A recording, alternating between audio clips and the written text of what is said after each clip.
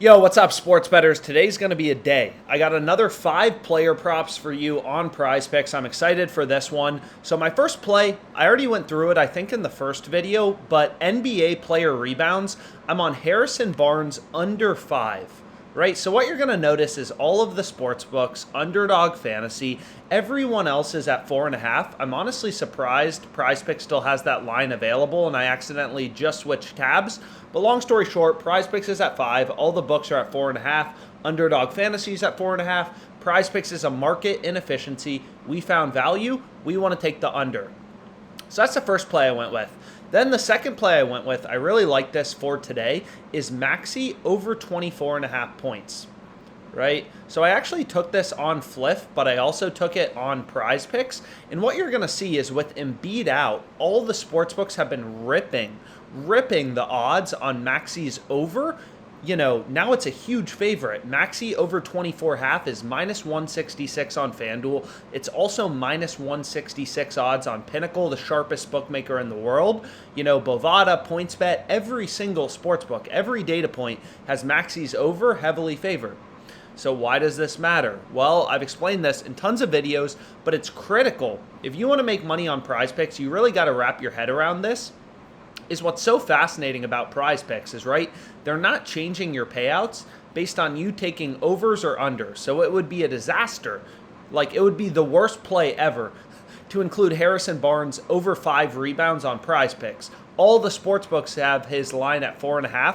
Why would you take him over 5 on PrizePicks if you can get over 4.5 on Underdog Fantasy or any of the sportsbooks, right? But what's so interesting about PrizePicks is any 5 picks you select, you're always getting the same payout, right? You take unders, you take overs, whatever, right? Doesn't matter. All you're getting is this payout for any 5-pick entry you create.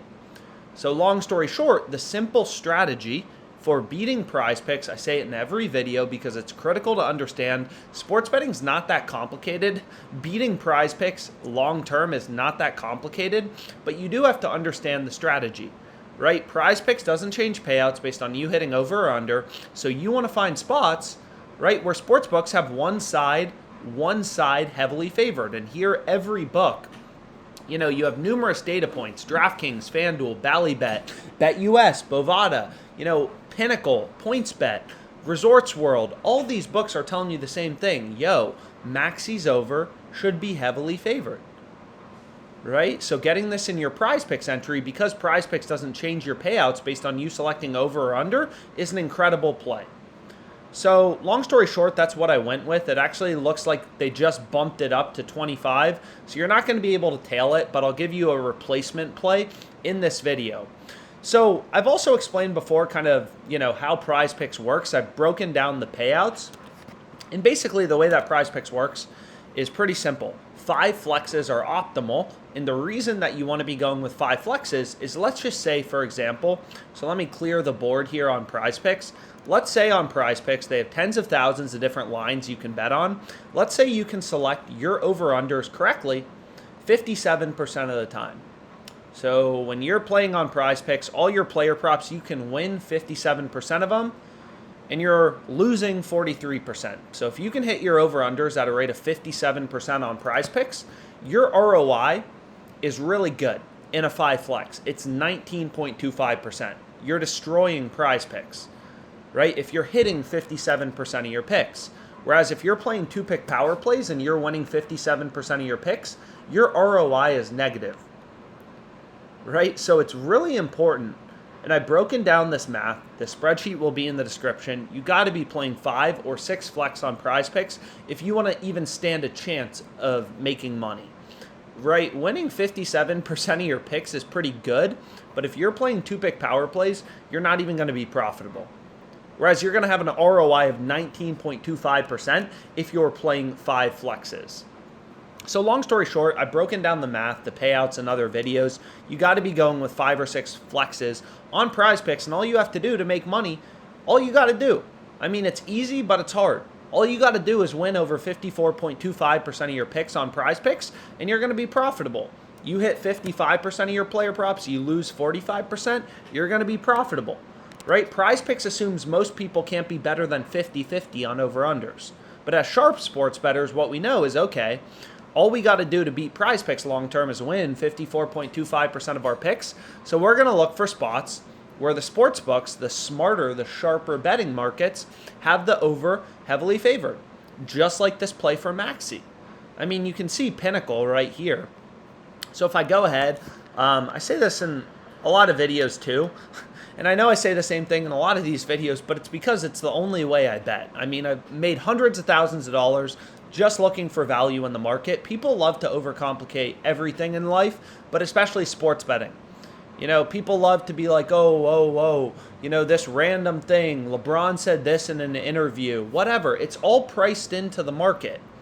Historical data is priced into the odds that sportsbooks are giving out, right? Like, all this data is already priced into the market. Maxi is guaranteed more likely to go over, 24.5 as opposed to under. I mean, you have billion-dollar companies. These sportsbooks have invested millions of dollars in their ability to set lines, and every book is saying the same thing. Maxi's over is heavily favored. Follow the data. You're not smarter than the sportsbooks and their models. A lot of people will be like, yo, I tried to beat FanDuel with my own model. FanDuel has thousands of employees, and they have tons of people investing in their models. You stand no chance of having your model beat FanDuel. The only chance you stand at beating sportsbooks is because all these books set lines independently. They all try to do it themselves. Is you look for inefficiencies in the market, right? You look for value.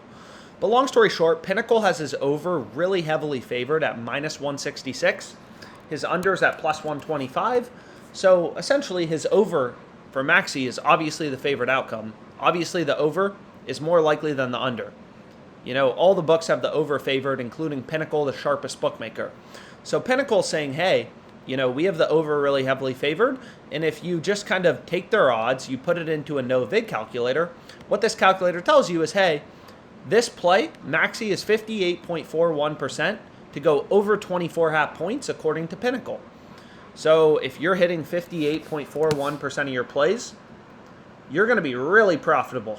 Super profitable playing 5 flexes. You'd have an ROI of 30.2% long term if you can win 58% of your player props on PrizePicks. Literally just breaking down the math. So that's a second play I went with. And then also, I've explained this before, but the fantasy screen is kind of similar. So the reason, 56.16%, 58.41%. So the thing the fantasy screen does, right, is it considers lines from not only Pinnacle, but also FanDuel, DraftKings, all the other books, right? So you can't just use one sports book. I mean, you have dozens of, right, there are tons of sports books posting odds on Maxi's over. You should be looking at every data point in the market. So the fantasy screen, it takes the odds from all the sports books, the win probability from every sports book. It weights the sharper sports books like FanDuel higher, right? So the sharpest bookmakers like Pinnacle, they're weighted higher. But you're going to see, basically every sports, all the books have Maxi's over heavily favored. DraftKings is just a little less aggressive than Pinnacle. So long story short, the odds to hit, based on a market consensus is 56.16% according to the fantasy screen. But that's still going to be profitable in a 5 flex, right? You don't need a perfect answer as to what exactly is the win probability for Maxi. All you need is to know that it's winning over 54.25% of the time. Then it's going to be profitable to include in a 5 flex. And it's really clear. I mean, it should be really clear looking at the odds that sportsbooks have this as a heavy favorite. BetUS, they're less aggressive than Pinnacle. But regardless, all the books have the over really heavily favored. So you can use the fantasy screen too. I mean, I included this play earlier, Dinwiddie over 24.5 points plus assists. Long story short, you can just, Jackson Profar under half of a run. All the sports books have his under, so him not to score a run. All the books have his under heavily favored. So that's a great player prop to include in your PrizePicks entry. So here are my 5 picks.